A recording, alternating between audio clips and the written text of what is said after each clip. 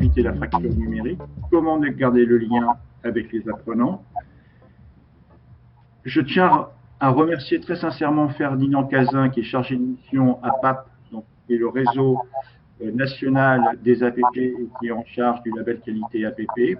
Vanessa Lavenant, qui est directrice d'envoi de formation et qui est aussi responsable du centre APP de Saint-Jean-d'Angély et celui de La Rochelle. Et je tiens aussi tout particulièrement à remercier Christophe Rose, qui m'aide et très précieuse dans cette entreprise.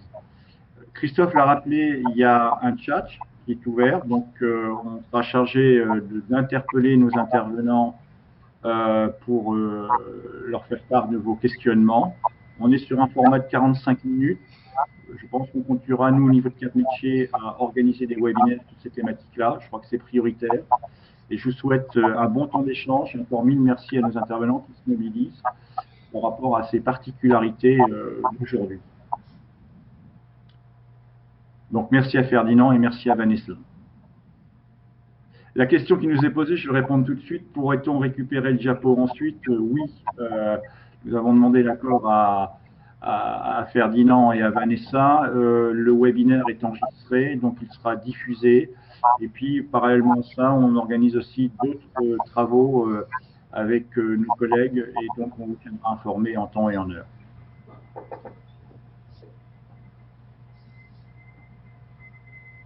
Vanessa, Ferdinand, la parole est à vous.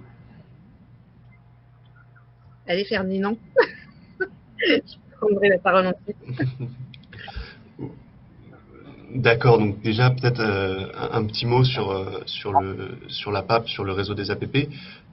Donc la PAP, c'est l'association pour la promotion du label APP, qui est à la fois propriétaire du label APP et donc garante d'une démarche pédagogique qui est fondée sur l'auto-formation accompagnée. Et c'est aussi l'équipe d'animation nationale de ce réseau. Et donc, bien entendu, maintenir le lien avec les apprenants, c'est quelque chose que tous les APP ont à cœur de faire en ce moment. Et le rôle de la PAP dans ce contexte-là, c'est d'essayer de faciliter ça, de favoriser les initiatives, les mutualisations, etc. J'y reviendrai un petit peu. Donc les publics en APP, il n'y a pas de public type.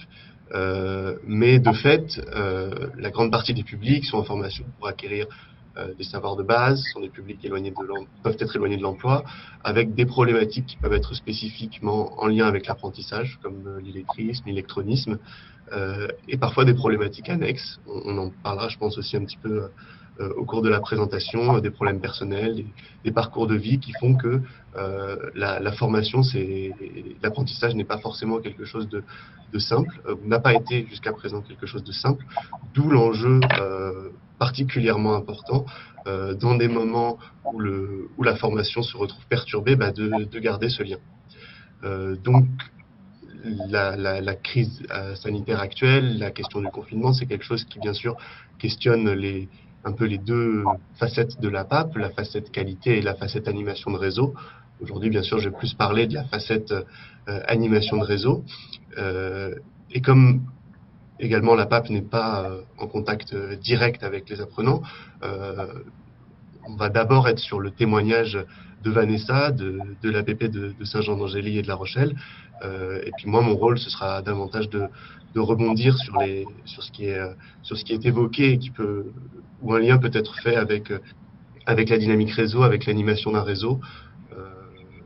Voilà, ce sera donc, je garde un rôle un peu secondaire dans cette présentation. Je vais laisser Vanessa plus expliquer comment un centre de formation peut maintenir le lien. Alors, deux choses aussi qui sont importantes.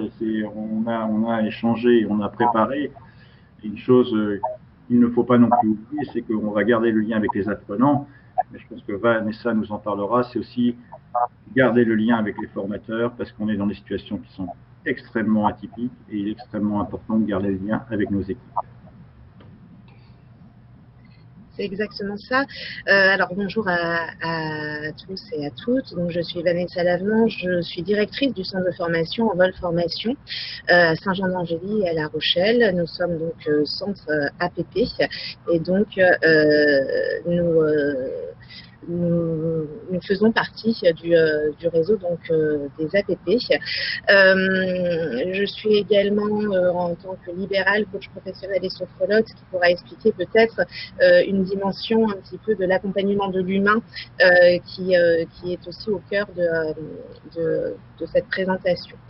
Alors effectivement, aujourd'hui, on est dans un contexte extrêmement particulier qui fait que garder le lien avec les apprenants est absolument fondamental. Fondamental, je dirais, à l'instant T, pour être présent presque virtuellement, hein, parce que c'est un petit peu ce qu'on rencontre à l'heure actuelle, et puis fondamental pour l'après. J'y reviendrai un petit peu plus tard, concernant principalement les personnes qui ont des difficultés à suivre actuellement leur parcours. Maintenir le lien, c'est aussi le moyen de préparer l'après-confinement avec eux. Alors, au niveau de cette intervention avec Ferdinand, on propose plutôt des pistes de réflexion. Il est évident aujourd'hui que cette intervention n'est en aucun cas l'objet de faire une démonstration de ce qui est fait ou pas dans les centres de formation tels que le nôtre, mais plutôt de partager avec vous des pistes de réflexion et puis effectivement des petites choses qui ont pu être mises en place en identifiant en fait leurs bénéfices et puis parfois aussi les contraintes qu'on peut rencontrer. Alors sur les pistes de réflexion, un petit peu comme thématique, comme fil conducteur aussi de cette intervention, on va aborder l'humain au cœur de la situation, on verra l'état des lieux des outils, l'organisation qui est primordiale pour justement avoir un lien durable avec les apprenants. Le développement, parce que c'est important aussi dans cette période si complexe de garder des lignes de progression et puis d'adapter quelque part les feuilles de route de nos apprenants et de nos équipes. Pascal l'a dit très justement tout à l'heure, ne pas oublier nos équipes. Et c'est le dernier point justement qui viendra un petit peu préconclure cette intervention, c'est comment on peut aussi garder le lien avec nos équipes pédagogiques qui sont quelque part dans notre secteur d'activité en première ligne avec les apprenants. Christophe, si tu peux passer le diapo suivant, super, merci. Donc, en première thématique, effectivement, c'est l'humain au cœur de la situation. Alors, j'aurais tendance à vous dire aussi qu'en APP, ça fait partie de nos valeurs très fortes. La formation est construite autour de la personne et non l'inverse. Donc, c'est quelque chose qu'on pratique déjà régulièrement dans les centres APP, d'être à l'écoute des personnes. On est dans la pédagogie personnalisée. Donc, on prend déjà en considération en présentiel les différentes contraintes et le potentiel de chaque personne pour pouvoir adapter leur parcours et pouvoir le moduler. Aujourd'hui, l'humain prend une place encore plus importante parce qu'on est dans une situation donc anxiogène. Anxiogène pour les inquiétudes qui sont liées à la santé, à sa propre santé, à la santé des proches. On est confronté, comme beaucoup, à la garde des enfants à la maison et puis l'accompagnement de nos propres enfants dans leurs apprentissages, avec les mêmes contraintes qu'on va retrouver sur les apprenants adultes. Aujourd'hui, l'Éducation nationale a mis en place beaucoup d'outils pour les enfants. Encore faut-il évidemment être équipé et on retrouve les mêmes difficultés sur le public adulte ou que le public enfant. C'est aussi une contrainte pour nous pour garder le lien avec les apprenants. On verra ça dans la diapo suivante. C'est de mesurer aussi l'impact que ça représente dans la vie de nos apprenants, de devoir s'occuper de leurs enfants et être présent pour eux. Et puis, un sentiment extrême de frustration et de privation, parce qu'aujourd'hui, voilà, on ne peut plus sortir quelque part librement. Ça remet en question toute notre organisation personnelle, familiale, professionnelle, et forcément, de fait, ça génère un sentiment de frustration qui va générer à nouveau, en fait, une situation anxiogène. Donc, pour sortir un petit peu de ce cercle un petit peu vicieux qui pourrait avoir tendance à perdurer, si justement le lien n'est pas maintenu, je dirais que le lien a cette vocation de passer par l'écoute, de rassurer et donc de déculpabiliser. Et déculpabiliser, c'est quelque chose de primordial pour amorcer ce fameux lien durable. Déculpabiliser, pourquoi? Parce que on a des apprenants, donc, comme je le disais tout à l'heure, qui sont parents, qui doivent déjà jongler d'une certaine manière avec leur vie familiale et puis leurs propres enjeux personnels et professionnels. Vous avez des gens dans le cadre de la formation qui ont des examens. Je sais que nous, à Envol Formation, on a des titres professionnels. Aujourd'hui, on ne connaît pas les dates d'examen. Donc forcément, c'est de se dire comment on va s'organiser avec en plus une inconnue supplémentaire. On a beaucoup de personnes qui sont chez nous aussi pour les savoirs de base ou les premiers gestes professionnels dans le cadre du dispositif régional de formation pour les savoirs citoyens, qui sont en fait dans l'accompagnement vers l'emploi. Aujourd'hui, l'emploi, on mesure à quel point il y a aussi quelque chose d'assez incertain, de savoir quand est-ce que je vais pouvoir réenclencher un petit peu mes candidatures, ou quand est-ce que je vais pouvoir avoir des entretiens, etc. Donc, il y a tout cet aspect, ce contexte qui fait que la personne peut aussi culpabiliser d'une situation dont elle n'est absolument pas responsable, tout simplement parce qu'elle n'est pas en mesure à l'instant T d'être en adaptation avec cette situation. Et là, c'est là qu'intervient aussi le rôle des équipes pédagogiques de remettre la personne non plus totalement au cœur de sa formation, mais tout simplement au cœur du contexte dans lequel nous vivons actuellement. Et le lien est vraiment le repère régulier dans un contexte d'incertitude. En tant que centre de formation, on accompagne les personnes dans des apprentissages. On se rend compte qu'en période de confinement, on va être vraiment un repère journalier, hebdomadaire. On en parlera tout à l'heure, on rentre un petit peu plus en détail dans l'organisation. Et Allô, allô?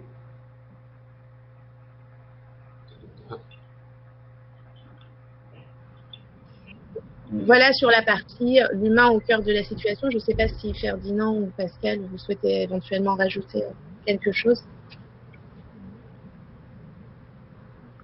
Alors, oui, vas-y Pascal. Oui, Vanessa souligne des choses qui sont quand même extrêmement importantes aujourd'hui, c'est-à-dire un renforcement de l'accompagnement social, et j'ai un sentiment qui est très fort, c'est que les équipes pédagogiques sont des acteurs de la solidarité. C'est des choses qui ont été soulignées et qui me paraissent importantes et qui sont peut-être renforcées aujourd'hui par rapport à une période classique. C'est exactement ça.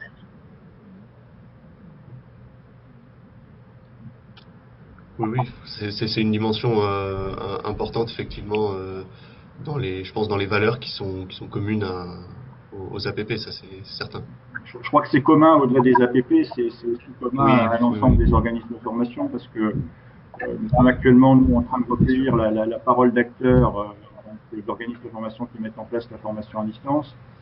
Et on a le sentiment qu'il y a une nécessité, et c'est pour ça que je disais en introduction qu'il y a la nécessité de garder le lien avec les apprenants, mais garder le lien avec les équipes pédagogiques. Et pour mobiliser, au-delà de ce thème qui est la fracture numérique, mais pour mobiliser nos apprenants, il faut aussi une forte mobilisation des équipes pédagogiques.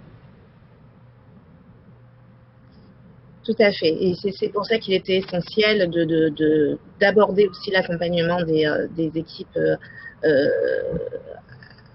à la fin, plus ou moins, de cette intervention, parce que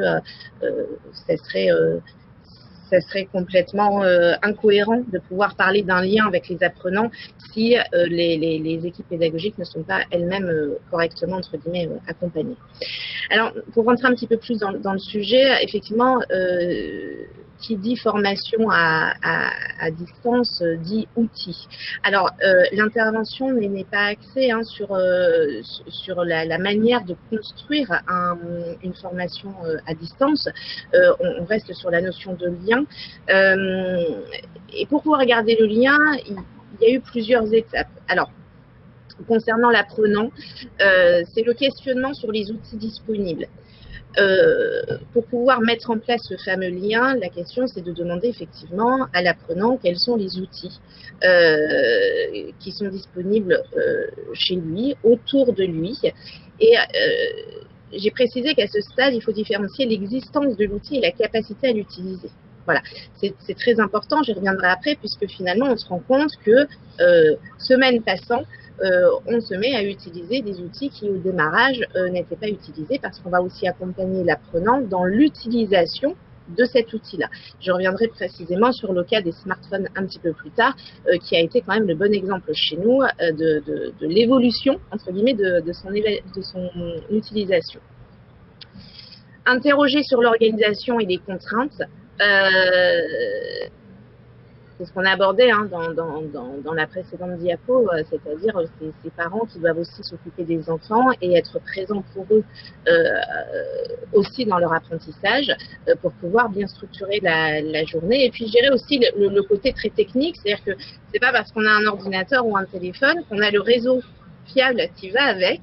Et là, on est particulièrement concerné, nous, au niveau d'Envol Formation Saint-Jean-d'Angély, puisqu'on travaille beaucoup avec des zones en ruralité qui sont parfois en zone blanche, et c'est très compliqué de pouvoir joindre les personnes, ou du moins avoir quelque chose de durable. Pour le coup, le lien peut être durable, la connexion beaucoup moins.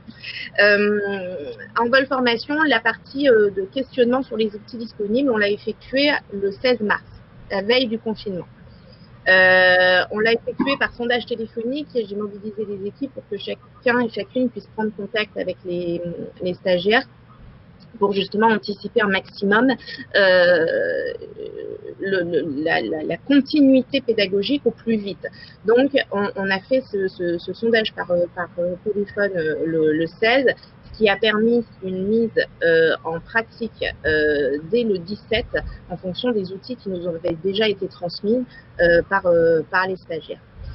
Concernant l'équipe pédagogique, effectivement, pour garder la posture de formateur dans l'accompagnement des apprentissages, ça nécessite qu'on doit analyser le parcours de l'apprenant, savoir quelle était sa situation au moment du confinement, où il en était dans ses apprentissages, s'il y avait des difficultés aussi liées à son apprentissage. En tout cas, j'irais faire le bilan, comme on fait d'ailleurs très régulièrement dans n'importe quel centre de formation, sur l'évolution du parcours. Simplement, je dirais que le parcours, là, on l'arrête à un instant T, on regarde un petit peu ce qui s'est passé pour pouvoir se dire qu'est-ce qu'il reste à faire et comment on va pouvoir accompagner aussi l'apprenant en fonction de ses objectifs et en prenant en considération effectivement tout ce qu'on aura vu au préalable, c'est-à-dire les outils et puis les contraintes. Et puis là, l'équipe pédagogique prend aussi tout son potentiel en main pour aller lister les outils disponibles et aller en chercher de nouveaux, et puis s'appuyer sur le réseau et mutualiser. Parce que, et là je vais laisser vraiment la parole à Ferdinand,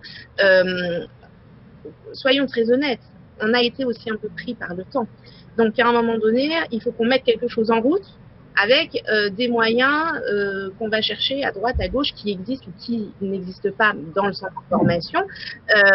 Et c'est l'importance, Pascal, vous parliez tout à l'heure de solidarité, et bien quelque part, c'est aussi cette solidarité-là que j'entends dans le terme s'appuyer sur son réseau et mutualiser. C'est-à-dire qu'à un moment donné, on ne peut pas demander à un formateur d'aller créer, chercher 36 000 supports ou possibilités, et que cette solidarité entre formateurs, entre équipes pédagogiques, entre centres de formation et entre réseaux est importante, parce qu'on partage, et en partageant, on va gagner du temps, on va être beaucoup plus efficace en fait pour proposer, beaucoup plus efficace et beaucoup plus rapide pour proposer quelque chose aux apprenants. C'est-à-dire que la dimension de mutualisation est une dimension qui est prépondérante quant à l'organisation de nouvelles ingénieries pédagogiques, des nouvelles ingénieries qui sont créées dans des situations d'urgence, c'est-à-dire que les formateurs sont urgentistes. Alors, une question qu'on peut poser, est-ce qu'il y a une pédagogie différenciée en fonction des situations des apprenants, notamment, vous avez évoqué, Vanessa, on le voit dans le département de la Charente, les zones blanches qui existent encore, donc finalement la mobilisation du matériel ne va pas être la même que lorsqu'on est dans une situation où les communications sont faciles. L'organisation du temps, ça veut dire que derrière, on peut aussi avoir une équipe pédagogique qui va travailler beaucoup plus et qui va aussi être amenée à travailler avec des horaires complètement décalés. Alors, j'y reviendrai un tout petit peu plus tard sur la partie organisation qu'on va aborder dans quelques minutes. Effectivement, ça va demander une adaptation évidente sur les outils disponibles et la disponibilité du formateur. Alors, nous, on a fait le choix de maintenir des plages horaires quand même assez proches de ce qu'on pouvait proposer en centre de formation. C'est un choix totalement personnel qu'on a fait, pour deux raisons que j'aborderai un peu plus tard. La notion de cadre, qui est aussi importante, même à distance, c'est-à-dire qu'on peut s'adapter, mais pour que le formateur ne soit pas non plus dans une surcharge à la fois de travail et au niveau du temps, parce que là, ça nécessite quand même une approche différente, on a voulu quand même garder un certain cadre.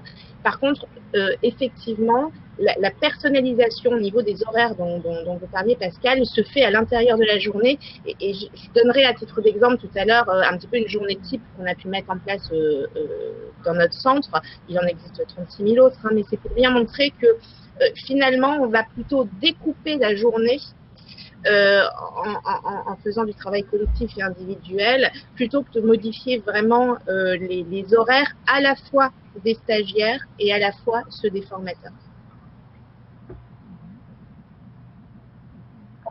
Oui, pour rebondir sur ce que tu évoquais, Vanessa, et puis sur la question de Pascal, évidemment, dans une situation pareille où à la fois les apprenants se retrouvent face à quelque chose d'inédit pour eux et les formateurs sont dans un risque aussi de surcharge, ou en tout cas avec des défis d'organisation, je pense que c'est vraiment important de mutualiser ce qui peut l'être. À la fois le rôle d'une animation de réseau dans ce cadre-là, ça peut être de proposer un travail de veille sur à la fois l'actualité de la situation, de la formation, mais aussi évidemment sur les outils disponibles. Par exemple, pour partir de notre réseau, l'APAP porte pour les APP l'habilitation au certificat CLEA. Et dès lors que CertifPro a annoncé qu'il était possible dans les conditions actuelles de passer l'évaluation CLEA à distance, l'APAP a pu proposer une situation didactisée qui permette cette évaluation dans un contexte distanciel. De manière générale, la mutualisation, que ce soit pour des outils, pour des outils d'accompagnement, d'animation, des serious games, du contenu de formation, des LMS, etc., c'est quelque chose qui marche, c'est quelque chose qui permet de mettre en commun des moyens pour un résultat collectif. Et donc, en temps de crise, en tout cas de tension liée à une situation inédite, s'appuyer sur ces réseaux, sur cette mutualisation pour continuer de fonctionner, c'est assez primordial. Et puis bien sûr, il y a s'appuyer sur son réseau, c'est pas unique, c'est son réseau à soi d'organismes de formation, d'autres structures variées. C'est pas uniquement le réseau des réseaux, c'est pas un seul réseau en quelque sorte.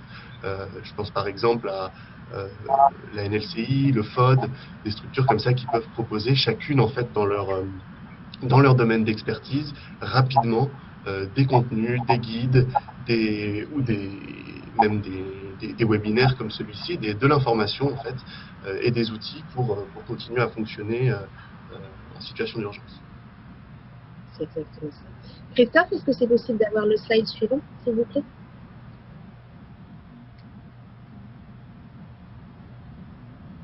Merci beaucoup. Donc là, très rapidement, effectivement, ça nécessite de s'approprier les différents outils, donc les différentes plateformes, la visioconférence, avec tous les outils qu'on connaît ou qu'on découvre par le biais de cette situation, la console et le téléphone de manière plus individuelle ou donc collective, tout ce qui est mail, forum, SMS, messagerie instantanée type WhatsApp. Tout ça, ce sont des outils qu'on utilise, nous, à l'heure actuelle, en vol formation, comme outils pour garder le lien. J'y reviendrai tout à l'heure, parce qu'effectivement, Pascal évoquait les problématiques d'outils ou de réseaux, etc., qu'on peut rencontrer. Donc, il ne faut négliger vraiment aucun outil. Et surtout, à aucun moment se dire qu'un SMS, c'est rien. Un SMS, finalement, ça peut être tout. Ça peut être ces quelques lignes qui vont faire qu'on va prendre déjà des nouvelles de l'apprenant et puis qui va amorcer finalement une communication, une conversation et puis surtout un échange. Et j'y reviendrai tout à l'heure, on se rend compte que finalement le lien passe parfois sur des petits pas qu'on peut faire. Je ne vais pas rentrer dans le détail sur les outils, c'est pas du tout l'objet en soi de ce webinaire, de détailler les outils. Simplement, je voulais faire quand même une parenthèse sur le centre de ressources, qui est aussi une des spécificités des APP.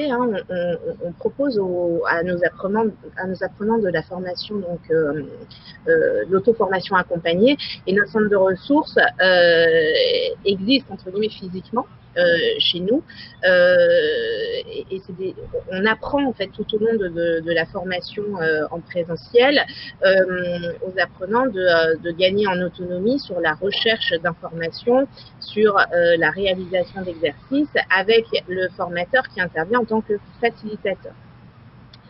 Alors, on a eu cette chance, soyons très honnêtes, à Envol Formation, d'avoir créé, il y a ça environ 1 an, la version dématérialisée de notre centre de ressources pour la simple et bonne raison que sur Saint-Jean-d'Angély, on a des apprenants qui ont des difficultés d'ordre personnel ou des problèmes de mobilité. Et ce qui fait qu'on s'est rendu compte par expérience qu'on avait un absentéisme souvent sur la fin du mois, pour des raisons personnelles, et que ça a créé en fait une coupure dans le parcours de la personne. Donc on s'était déjà emparé d'une certaine manière de cette difficulté et on a dématérialisé tout notre centre de ressources en mettant en réseau en fait les fiches méthodes, les exercices et des fiches corrigées. Ce qui fait qu'aujourd'hui, ça nous a permis, là aussi, dès le jour du confinement, de pouvoir transmettre aux apprenants des fiches méthodes, exercices, pour tout de suite donner, les mettre quelque part en action et poursuivre un petit peu ce dynamisme dans l'apprentissage. Donc, je dirais que c'est grâce à ces situations rencontrées qui font qu'aujourd'hui, on a su être réactif. Ça nous amène d'autres pistes de réflexion, très clairement. Ça veut dire qu'aujourd'hui, ce qui se passe à l'heure actuelle, il faudra en tirer toutes les conclusions pour pouvoir adapter encore plus notre offre de formation, quand bien même on va revenir en présentiel par la suite. Mais c'est vrai que ce centre de ressources dématérialisé a été une véritable force parce que tout le monde n'a pas accès à l'ordinateur, et j'y reviendrai juste dans les slides à venir. Et ça a été vraiment une force de pouvoir le proposer et de surtout permettre à un certain nombre d'apprenants de continuer le voyage de l'apprentissage avec nous. Il y a des mots-clés dans votre expression. Il y a individualisation, il y a auto-formation accompagnée, il y a le centre de ressources dématérialisé. Quelle préconisation vous pouvez faire aux organismes de formation qui n'ont pas forcément l'habitude de ces pratiques, mais où il est nécessaire de garder le lien avec les apprenants en étant force de proposition?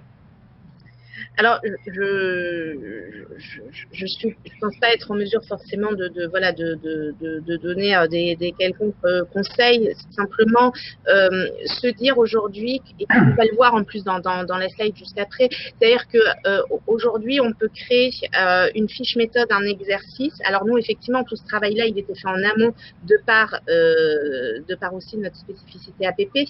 Mais aujourd'hui, ce sont des éléments qu'on peut créer, c'est-à-dire qu'un formateur peut créer sur son ordinateur sa fiche méthode, son exercice et puis évidemment son corrigé. Et on le verra juste après, l'utilisation du smartphone un peu plus approfondie et accompagnée avec le formateur va permettre qu'on va envoyer la photo de cette fiche méthode et de cet exercice. Le stagiaire va récupérer la photo sur son smartphone, va pouvoir travailler et va prendre en photo en fait le résultat qu'il aura produit, et ensuite ça permettra un corrigé individualisé, souvent par appel téléphonique, pour quand même expliquer les corrections. Donc comme quoi, sans ordinateur, même si c'est l'outil du formateur, derrière, ce qui va être produit va être utilisé avec un autre outil. Et ça rejoint totalement, en fait, ce qu'on a fait, nous, dans le centre de ressources dématérialisées. Aujourd'hui, on a, à l'époque, hein, on a scanné tous nos outils, on les a enregistrés sur notre réseau. Aujourd'hui, le centre de ressources dématérialisées va nous permettre d'envoyer par mail, pour ceux qui ont des mails, donc ces fameuses fiches méthodes exercices, ou alors, effectivement, par photo et par MMS.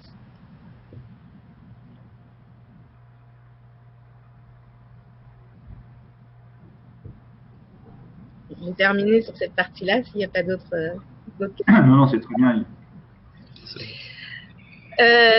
Justement, pour rebondir, Pascal, avec ce que vous disiez très justement tout à l'heure, il faut quand même qu'il y ait la cohérence du parcours avec les outils et donc se dire qu'il faut utiliser les bons outils avec les bonnes pratiques.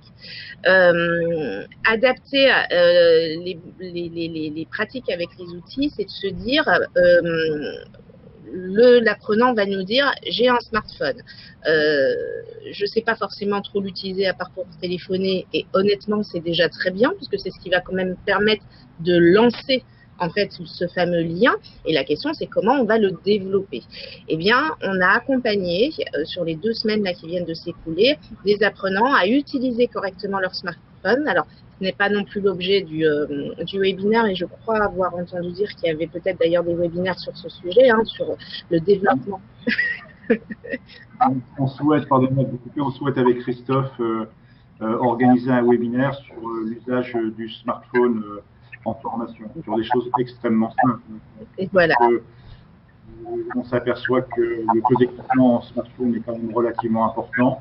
Il faut qu'on soit aussi vigilant, nous, plus globalement, mais c'est des questions qu'on évoquera tout à l'heure, sur les plus précaires, comment on les accompagne.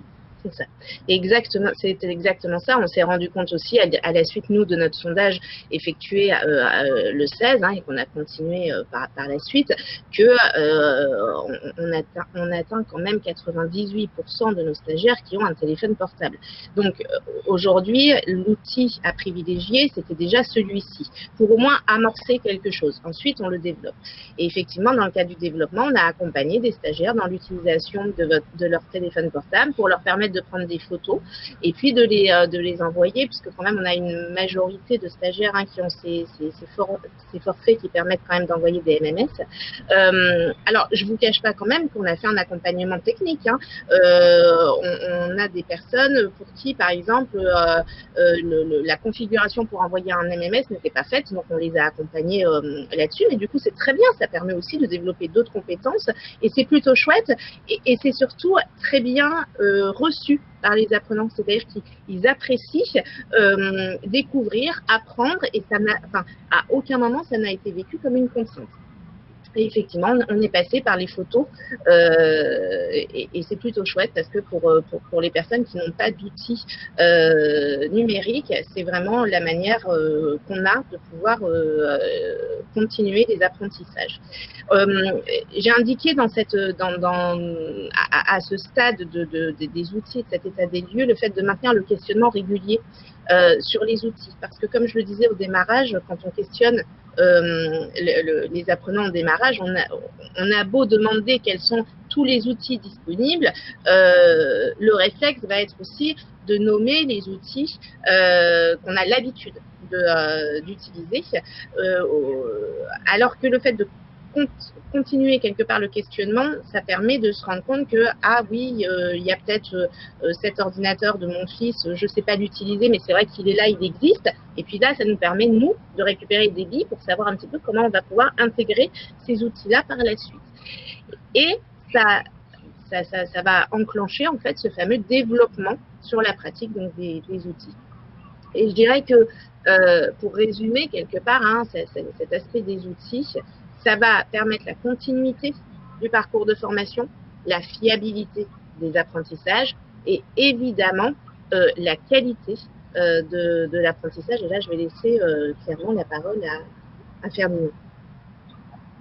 Oui, sur la qualité, c'est aussi l'objet premier de l'existence de la PAP aussi et du label APP.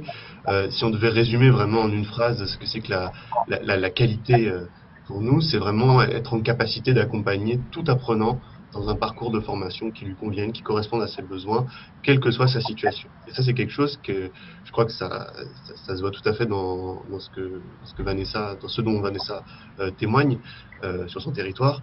Quand on fait du particulier, de la personnalisation des parcours au jour le jour, dans toutes les situations, bah, on est peut-être davantage préparé à faire aussi de l'exceptionnel quand il faut, puisqu'on est habitué à s'adapter, à tester de nouvelles choses, à travailler au cas par cas avec les apprenants, et à les accompagner aussi, eux, sur la découverte, bah, non seulement de contenu de formation, mais via des modalités qui sont diverses, qui deviennent numériques, à distance, qui sont aussi du domaine de les accompagner dans leur conscientisation et dans la mobilisation de compétences qui sont des compétences transversales, des soft skills qui vont être de l'ordre de l'adaptation, de l'organisation, de trouver des solutions à des problèmes inédits.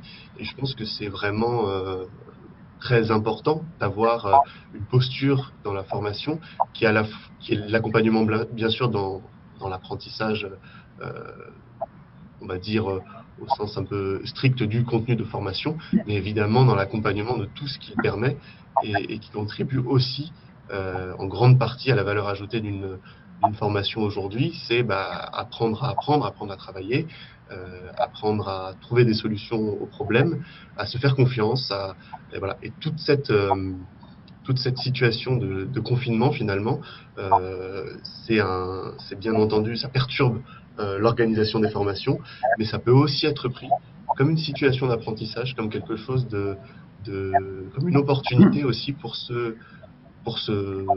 développer son autonomie dans ses apprentissages et pour finalement apprendre davantage. Voilà, je crois que c'est assez marquant de voir ça dans le témoignage de Vanessa, et je pense que c'est aussi le témoignage de beaucoup ce que vivent beaucoup d'organismes de formation. Alors peut-être justement au niveau de témoignages, peut-être d'intervenir, hein, n'hésitez pas à faire part de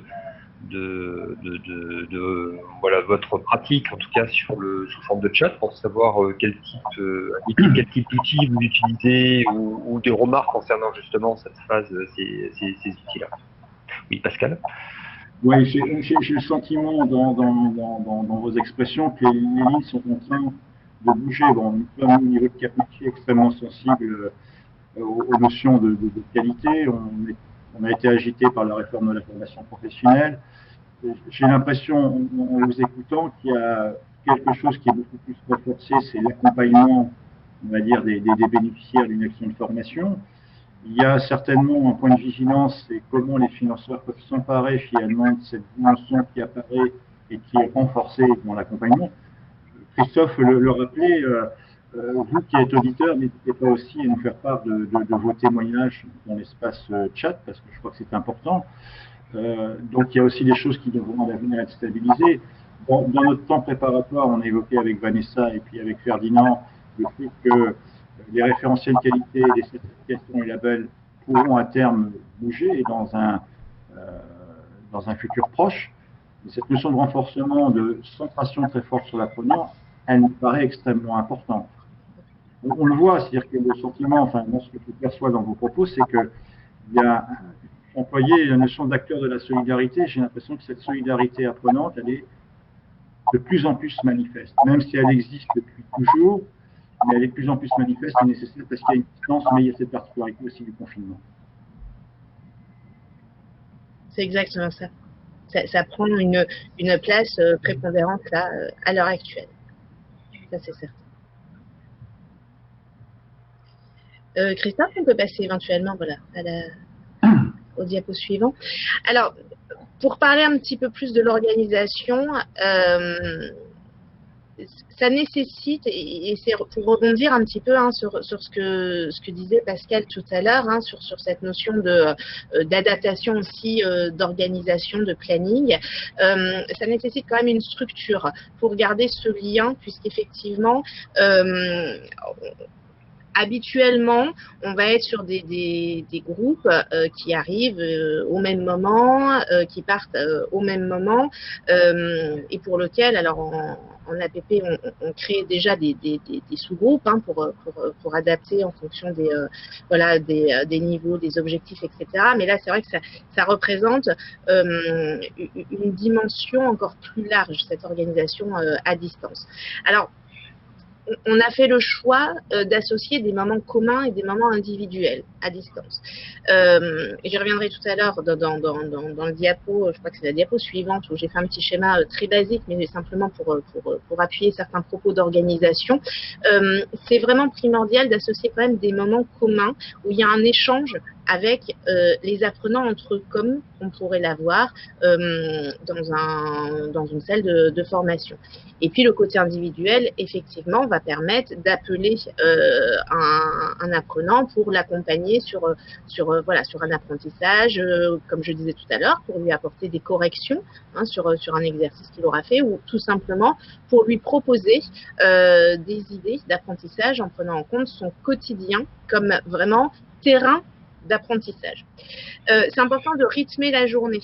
Le lien en termes d'apprentissage, on s'est rendu compte là dès la première semaine que nos apprenants réclamaient quand même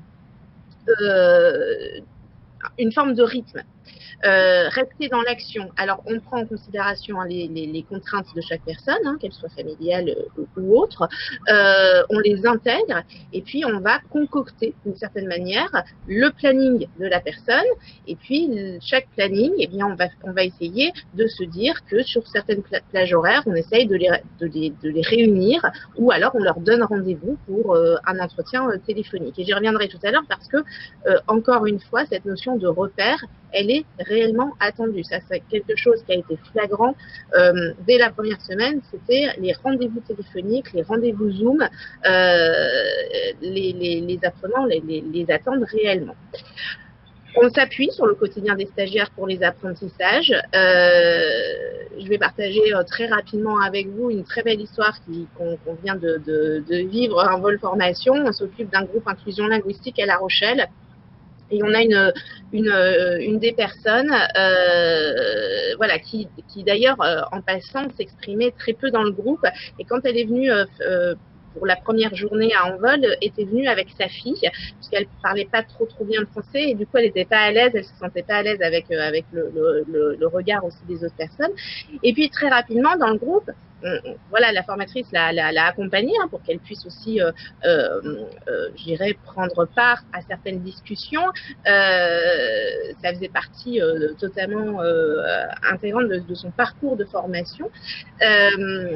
Et là, le fait d'être confiné et d'avoir un lien beaucoup plus individuel avec la formatrice, aujourd'hui, ça lui permet de prendre davantage la parole, à tel point qu'elle fait ses petits points téléphoniques une fois par jour avec la formatrice, et c'est elle qui est au bout du fil, hein, donc voilà, il y a quand même une belle progression. Et elle était couturière dans son pays d'origine, et là la formatrice vient de l'accompagner dans un projet justement de création de masques, et on vient de lui proposer voilà, de développer tout le vocabulaire lié autour de cela, et de communiquer avec certains partenaires pour mettre à disposition effectivement le travail qu'elle réalise. Donc, on le disait très justement tout à l'heure, s'appuyer sur le quotidien des stagiaires pour les apprentissages. Laurence Martin a mis un message sur LinkedIn, sur le CLEA, justement avec toute l'approche du confinement, avec cette fameuse, les gestes barrières, au niveau des maths, effectivement, se repérer avec cette distance de 1 km autour de la maison. Enfin, voilà, il y a tous ces exemples, je vous invite aussi à aller voir, on vous mettra quelques liens à la fin, mais voilà, tout ce qui peut être utilisé en fait sur le quotidien et qui peut être aussi une réponse à ceux justement qui n'ont pas tous les outils nécessaires pour aller par exemple sur telle ou telle plateforme. Et puis créer des sous-groupes et maintenir un cadre, c'était vraiment deux critères qui me semblaient importants. Créer des sous-groupes parce qu'effectivement, vous allez avoir des personnes qui vont être plus autonomes, qui vont avoir des outils sur lesquels on va pouvoir les mettre un peu plus en autonomie, hein, sur par exemple les plateformes. Envol Formation dispose de plateformes disponibles pour les apprentissages, mais effectivement, tout le monde n'est pas en mesure d'y aller, que ce soit parce qu'ils n'ont pas les outils ou simplement parce que pour l'instant, c'est un petit peu trop tôt en termes d'apprentissage. Et puis maintenir un cadre, c'est rassurer. Un cadre n'a jamais été une contrainte quand il est bien dessiné. Un cadre, ça rassure. Et mettre un cadre aux stagiaires, même quand ils sont en formation à distance, c'est les rassurer. Et effectivement, ça a permis de dire, voilà, à 9h30, on se donne rendez-vous sur Zoom, à 11h, je vous appelle. Je vous assure que depuis le début du confinement, on n'a pas une personne qui a été absente sur les rendez-vous téléphoniques ou Zoom qu'on a mis en place. Donc, on a fait de ce lien un fil conducteur. En fait, c'est ce que j'indique à la fin, un fil conducteur, jour après jour, dans le respect aussi de l'organisation de chaque stagiaire. Alors, vous répondez en partie à une question ou un questionnement qui vous a été posé par Christine Chartier du CREDER. Derrière, la question c'est est-ce que vous constatez une évolution des pratiques des professionnels sur une dimension qui est importante qui est est-ce qu'on intègre finalement le suivi à distance dans les accompagnements et est-ce que c'est une modalité future? Et puis quelque chose qui porte sur la prospective, mais qui est partagé aussi par les organismes de formation qu'on a pu interroger avec notre collègue Stéphane Le Four. C'est derrière, est-ce que vous garderez cette expérience finalement qui est développée dans une situation d'urgence? Est-ce que vous garderez de nouveaux fondamentaux? Est-ce que vous développerez à terme de nouvelles organisations pédagogiques? Je ne sais pas si je relais bien le propos de Madame Chartier. Si je l'ai mal relayé, je m'en excuse par avance. Je dirais que toute expérience, de toute façon, est bonne à prendre pour permettre une réflexion. On a su intégrer il y a quelques années une partie comme ça à distanciel d'accompagnement. Je parlais tout à l'heure du centre de ressources dématérialisées. On a des personnes qui rencontrent des difficultés, comme je l'évoquais, sur la mobilité ou des difficultés d'ordre personnel et pour lesquelles on a utilisé déjà le téléphone pour faire des bilans, des suivis pédagogiques, pour essayer des fois des difficultés, parce qu'on a quand même un public parfois qui rencontre énormément de difficultés d'ordre personnel et qui représente donc des freins à leur venue en centre de formation et surtout une forme d'assiduité. Donc on gardait déjà ce lien. Aujourd'hui, ça peut être effectivement une piste de réflexion à mener à l'issue de ce confinement pour voir de quelle manière on peut intégrer, et j'insiste sur le mot intégrer, c'est-à-dire que ça ne nécessite pas forcément qu'il y ait une situation qui le justifie, de quelle manière on peut intégrer cette partie distancielle, cette partie d'intégration effectivement des suivis à distance, pour aussi accompagner la personne dans la mise en action. Parce que clairement, aujourd'hui, on se rend compte qu'il y a beaucoup de potentiel qui sont mis en lumière, qui sont développés parce que les gens sont confinés, qui vont chercher l'information. Alors, on a beau les accompagner au quotidien, clairement, aujourd'hui, dans notre centre, on accompagne quand même ces personnes. L'auto-formation accompagnée sert aussi à ça, à accompagner la personne pour aller chercher l'information, pour la rendre autonome sur certains apprentissages. Et pour autant, en toute honnêteté, on obtient des résultats encore plus rapides actuellement dans la situation de confinement. Alors, on s'est rendu compte aussi que le fait de donner ces fameux rendez-vous téléphoniques faisait que les gens, ils ont aussi envie, quand le formateur ou la formatrice appelle, de pouvoir leur dire, tiens, j'ai réussi à faire ci, j'ai demandé ça à mon fils, j'ai questionné, j'ai regardé la télé, parce que des fois, on utilise aussi la télé comme outil ou moyen d'apprentissage, voilà, et on les accompagne, et clairement, il y a beaucoup de fierté de se dire, j'ai tout mis en œuvre pour, lorsque le formateur m'appelle pour faire mon petit point journalier, lui apporter toutes ces réponses-là. Donc effectivement, ça me semble important de pouvoir se questionner et se dire qu'est-ce qu'on va pouvoir garder de cette expérience, qu'est-ce qu'on va pouvoir utiliser, qu'est-ce qu'on va pouvoir initier. Et je pense que Ferdinand pourrait aussi rebondir sur ce sujet parce que, en l'occurrence, le CLEA, les outils qui ont été adaptés, c'est la situation qui a généré cette progression. Mais cette progression va être sans doute utilisée par la suite. Oui, oui, absolument. Là, on est totalement, je pense, dans ce qu'on vient de faire en tant qu'animation de réseau à moyen terme. À court terme, il y a vraiment le fait de ce travail de veille, de relais des informations, des outils importants. Ensuite, après, enfin toujours pendant, mais aussi après, une fois que cette situation sera terminée, je pense que ce sera vraiment l'occasion d'avoir un grand bilan de ce qu'a été cette expérience pour le réseau et comment ça peut aussi enrichir ensuite nos pratiques globales, quoi, que ce soit dans les projets de réseau ou vraiment dans toute l'activité finalement des organismes de formation. Voilà, par exemple, pour le, le projet de certification actuellement Apprenant Agile qui est porté par le réseau, qui porte justement sur les capacités d'apprendre et sur les compétences transversales qui sont développées pendant les formations par les apprenants. On est sur un système de validation de ces compétences qui repose sur une analyse de situation apprenante en formation ou hors de la formation. Et bien là, il y a une formatrice de l'APP de Montauban qui a créé un outil pour que la situation apprenante sur laquelle se fonde l'analyse de compétences, de la mise en œuvre de compétences transversales, soit cette situation d'apprentissage, d'adaptation chez soi en confinement. Donc ça, c'est bien évidemment quelque chose qu'on va mutualiser, sur lequel on va capitaliser pour comprendre et voir comment une situation d'apprentissage hors les murs de l'APP peut aussi permettre le développement de compétences, d'apprentissage et comment on peut valider ces compétences transversales qui sont parfois un petit peu floues, un peu compliquées à appréhender. Comment on peut faire ça sur la base d'un apprentissage à distance. Et donc je pense aussi que ça c'est un exemple parmi d'autres, mais voilà, notre rôle ça va vraiment être de faire, je sais pas quelle forme ça peut prendre encore, peut-être une grande enquête on va demander, je pense, au réseau de faire remonter les pratiques, les process mis en œuvre dans cet état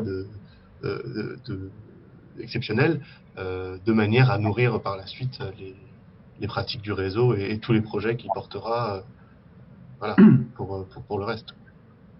Oui, je pense qu'au-delà de la pratique du réseau, vous disiez en avant-propos tous les deux la nécessité de mutualiser. Finalement, là, on est aussi sur une mutualisation des pratiques qui me paraît quand même importante et puis prépondérante quant au développement de nouvelles situations apprenantes. Ce que j'entends et ce qui est extrêmement important, c'est que ces situations apprenantes qui sont tout à fait nouvelles, elles révèlent quoi? Elles révèlent de la créativité chez les apprenants. Et puis une notion qui, moi, m'est chère, on n'est plus du tout dans le concept habituel apprendre à apprendre, mais on est également dans ce concept qui avait été pensé il y a déjà quelques années par le CESI et le CNED, qui était apprendre à apprendre, c'est-à-dire comment on peut s'organiser quand on est dans une situation chez soi. Effectivement, il y a cette situation du confinement qui est très, très particulière, mais vous l'exprimez parfaitement, se pose la question finalement d'un modèle pédagogique, d'une nouvelle ingénierie qui repose sur une contribution très importante de l'apprenant, mais l'apprenant lui-même est source de création et s'organise. Et c'est cette notion qu'on avait partagée ensemble, c'est comment garder le cap. Mais là, vous témoignez finalement. Alors, est-ce que finalement ces situations-là, on peut les observer chez tous les publics? Moi, j'avais ce matin un entretien avec l'Instup et puis un organisme de Bordelais qui dit que pour les publics les plus précaires, c'est très très compliqué. Alors, est-ce que vous l'observez ou pas? Tout à fait. Alors, pour pouvoir répondre à cette question, je vais juste demander à Christophe s'il veut bien passer. Voilà, super. Alors, je dirais que aujourd'hui, je vous ai dit tout à l'heure qu'il y avait 98% de nos stagiaires qui avaient un téléphone. Donc, on a pris ça comme première base. D'un côté, j'ai représenté là très très très basiquement quelque part une première bulle où vous avez le contact vidéo par groupe. Là, on va être plutôt sur environ 40% de notre public qui a des outils qu'ils peuvent utiliser pour aller par exemple sur des plateformes où on va mettre des parcours personnalisés. On a des plateformes qui sont accessibles aussi sur smartphone. Donc, ça permet voilà, de pouvoir les accompagner dans des apprentissages avec l'outil numérique. J'ai mis contact vidéo parce qu'on s'est rendu compte que, mine de rien, se donner rendez-vous et se voir, c'est quand même bien, et j'aborderai ça juste à la fin, cette distanciation sociale a malheureusement cet impact énorme de priver les gens en fait de cet effet miroir. On ne se voit plus, on est privé d'un sens et humainement parlant, ça ne colle pas avec la relation humaine. Donc on s'est rendu compte que se donner rendez-vous par exemple à 9h30 sur un Zoom, ça permettait de se voir, de voir que tout le monde était là, c'est vrai, ils sont là, on ne les voit pas, ils ne sont pas à côté de nous, mais ils sont là, et de partager, et ça motive. Sur les titres professionnels, la formatrice a mis ça en place tous les matins à 9h30, il y a une réunion Zoom, et tous les matins, ça booste tout le groupe, et ils se redonnent rendez-vous le soir en conf call, donc en réunion téléphonique, pour faire un bilan de la journée. Donc la notion de groupe est importante, ce qui n'empêche qu'on met en place des rendez-vous téléphoniques individuels pour justement accompagner, comme on le fait en fait en présentiel, de manière individuelle chaque personne. Là on passe par le téléphone. De l'autre côté, vous avez une deuxième bulle où on a des personnes qui sont qui n'ont pas accès à l'outil informatique et effectivement pour lesquels l'apprentissage du coup est parfois un petit peu plus compliqué. Donc c'est ce que j'expliquais tout à l'heure, soit les personnes ont un mail, alors on s'appuie aussi, c'est pas parce que la personne ne sait pas utiliser l'ordinateur qu'elle n'a pas un enfant par exemple, à la maison, un ado qui a un ordinateur et qui a un mail ou qui va lui créer une adresse mail où on va envoyer justement nos éléments du centre de ressources dématérialisés.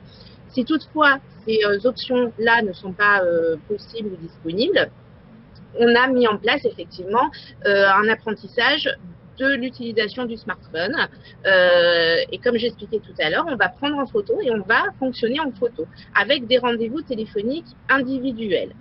Et puis après, il y a quand même un certain nombre de stagiaires. Alors aujourd'hui, pour parler en chiffres, on a 70% à peu près de nos stagiaires qui poursuivent leur formation avec nous à distance. Les 30 autres pourcents, ce sont des personnes, alors soit qui ont des problèmes effectivement de réseau, on parlait des problèmes de ruralité la dernière fois, voilà, où là ça devient vraiment très compliqué. Où c'est aussi compliqué de mettre en action des personnes pour qui le fait d'être confiné est vraiment problématique sur le plan humain. Et je l'ai abordé rapidement hier dans nos discussions et c'est une réalité. On a quand même des personnes avec des problèmes personnels et familiaux, alors que ce soit des violences à la maison, des problèmes d'addiction. Voilà, donc toutes ces personnes-là, ce sont des personnes qu'on n'arrive pas aujourd'hui à rattacher à les différents outils qu'on peut mettre en place pour maintenir leur apprentissage. Par contre, la volonté a été très claire dès le démarrage. Nous gardons un lien individuel par téléphone parce que ces personnes-là font quand même partie des 98% qui ont un téléphone. Donc, on les appelle au minimum 2 fois par semaine. Voilà, pour savoir comment ça va, etc. Pour essayer de voir aussi ce qu'elles font. On s'appuie sur le partenariat et je rebondis sur ce qu'on disait tout à l'heure quand on parlait du réseau. C'est-à-dire qu'il y a le réseau dans l'aspect formation, mais il y a le réseau aussi dans l'aspect social, dans l'aspect accompagnement de la personne. On travaille avec la délégation territoriale Val de Saintonge, on travaille avec les services où il y a la psychologue RSA, etc. Parce que quand on identifie des difficultés, effectivement, on va aussi en discuter avec tout le réseau professionnel qui entoure notre secteur d'activité. Et on essaye, du mieux qu'on peut, de faire participer ces personnes à au moins un contact audio, ce qu'on appelle la conf call. Donc c'est pour ça que je l'ai sorti de sa bulle, où on va en fait mettre en lien à la fois les personnes qui ont les fameux outils et qui sont un petit peu plus autonomes, les personnes avec qui on va travailler un peu différemment avec les photos ou les mails, et puis ces autres personnes qui ne sont pas dans cette dynamique de formation à distance, mais avec lequel on garde ce fameux lien. On essaie de les inviter, de leur donner rendez-vous à une des conf calls pour qu'elles puissent pas forcément parler, mais ne serait-ce qu'écouter. Parce que entendre que les personnes qu'elles côtoyaient au préalable, il y a de ça quelques semaines, dans le centre de formation, finalement réussissent à faire des petites choses, s'appuient sur l'existence d'un ordinateur à la maison, se font accompagner par leurs enfants, etc., font que ça peut déclencher quelque chose. Alors aujourd'hui, on a pu permettre à 2 personnes de reprendre un petit peu des petits pas là sur la formation en procédant ainsi. Reste très clairement la problématique des autres personnes pour lesquelles c'est très compliqué de les remettre dans une continuité pédagogique. Et puis reste clairement la difficulté des 2% des personnes qui n'ont pas de téléphone.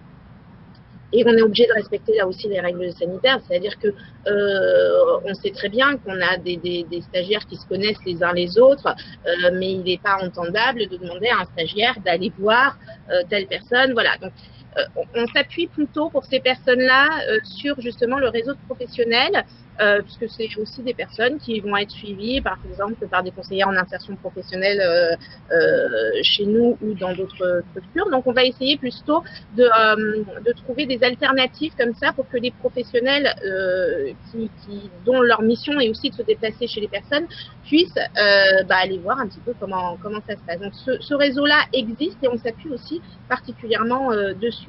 Et j'insiste encore sur la notion de repère. Vraiment, le fait de donner ces rendez-vous téléphoniques et d'allier à la fois le groupe et l'individuel, le visio quand c'est possible, c'est vraiment donner une notion de repère dans un contexte qui est malheureusement rempli d'incertitudes.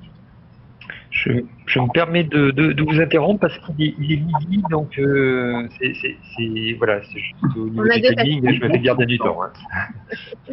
Ok, Christophe, vous pouvez passer directement au diapo suivant. Je vais faire rapide. Voilà.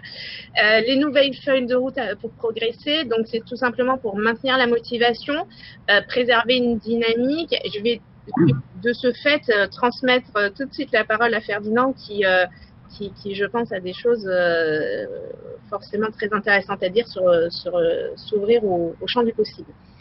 Oui, mais ça rejoint en fait ce que j'ai un petit peu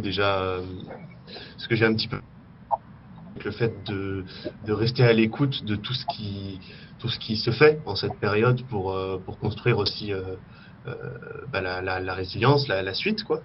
Et puis l'évolution accompagner l'évolution de toute une société apprenante vers des nouvelles manières d'apprendre, des nouvelles modalités et des modalités qui se complètent. Et on voit bien que la dimension primordiale, c'est vraiment l'accompagnement, je pense, dans ce cadre-là. Donc, comment penser la posture de la formatrice, du formateur dans ce cadre-là, par exemple. Là, ce que tu disais, Vanessa, sur la façon de s'organiser tout simplement pour pouvoir toucher chaque apprenant séparément en fonction de ses possibilités, de son équipement, etc., de sa situation vraiment particulière. Je crois que c'est quelque chose d'extrêmement important, de riche, et il faut être en capacité maintenant d'aller toucher chaque personne individuellement comme ça. C'était vrai avant, hors situation de crise, une situation d'isolement, de confinement comme actuellement fait que montrer à quel point c'est une nécessité de s'adapter à chaque personne et voilà, je pense que là maintenant il s'agit vraiment de retenir toutes les leçons de cette expérience pour continuer à évoluer dans ce sens et à accompagner l'évolution des manières d'apprendre aujourd'hui. Si vous le souhaitez, on peut peut-être, on est à la fin du webinaire, mais peut-être laisser la parole à des personnes. Est-ce que, si vous êtes d'accord, hein, Madame Chartier, du coup, pardon, je peux vous laisser la main pour témoigner si vous le souhaitez. Donc, je vais vous les, alors, attendez, je vais voir si.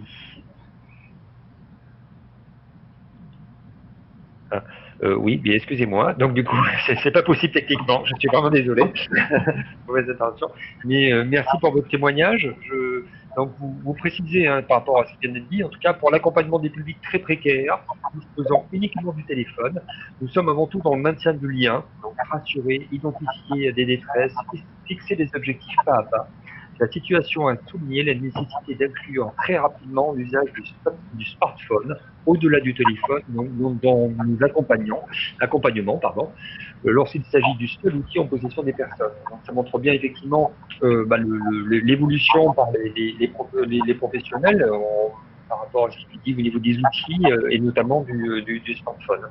Merci en tout cas Madame Chartier pour votre témoignage.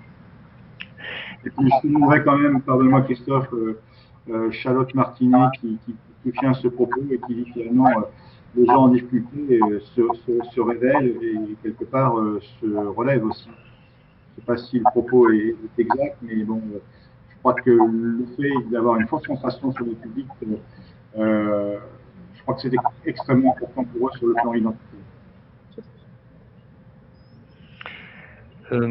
D'autres interventions Vanessa, Ferdinand, est-ce que pour conclure?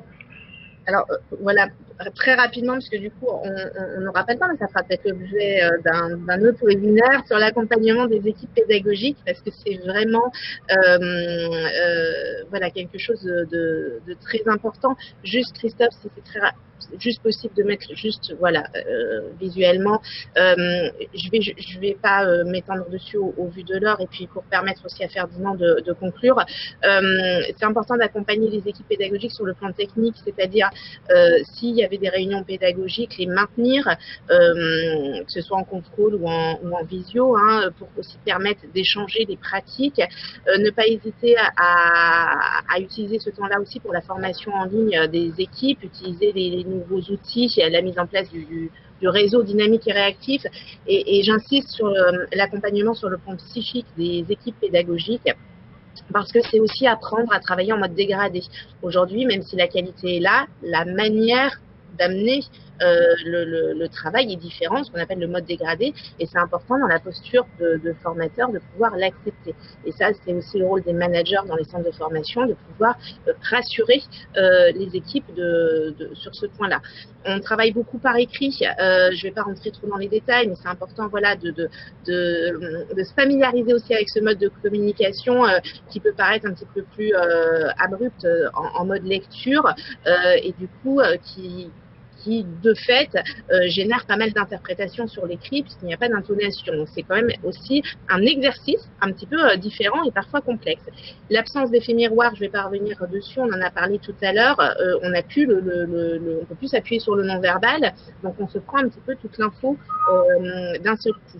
Et puis pour pouvoir permettre, et je rebondis sur ce que Christine a évoqué tout à l'heure, le fait de maintenir ce lien, d'identifier les détresses, ça nécessite aussi que les équipes soient bien accompagnées, puisqu'on va être quand même face à des stagiaires qui peuvent être en difficulté, et ça nécessite un véritable échange constructif entre les équipes.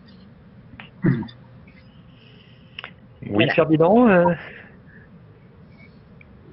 Oui, juste sur ce sujet d'accompagnement des équipes pédagogiques, d'utilisation de nouveaux outils, on voit bien dans notre organisation, enfin tout ce qui était prévu au printemps, je pense dans toutes nos organisations est largement perturbé. On avait prévu par exemple un tour des régions de tous les APP engagés dans un projet en particulier, dans un projet de réseau. Ça n'a pas été possible. À la place, on met en place aussi à destination du réseau des webinaires thématiques en lien avec ce projet. Et le premier qui a eu lieu la semaine dernière a réuni plus de 200 participants, ce qui est énorme à l'échelle des événements auxquels on est habitué.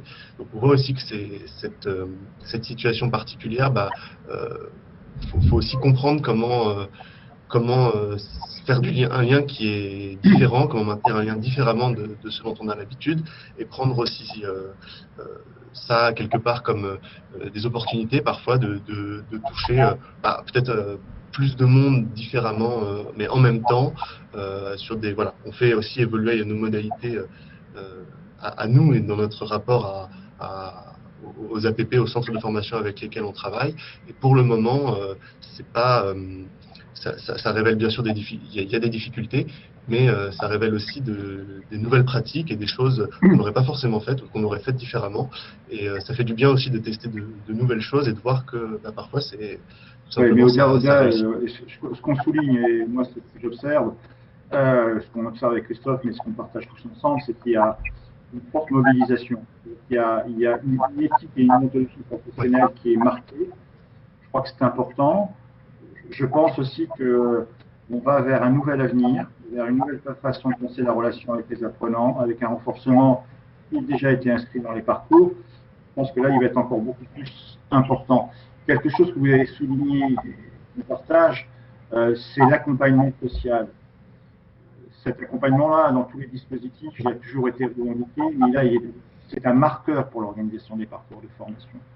Et je pense qu'il y aura en tirer un certain nombre d'enseignements, et je souligne ce que vous avez dit tout à l'heure, Ferdinand, c'est un travail de mutualisation d'expertise, et j'espère que cette mutualisation, cette expertise sera partagée au-delà du réseau des APP. C'est aussi pour ça qu'on vous invite, et je pense que c'est important.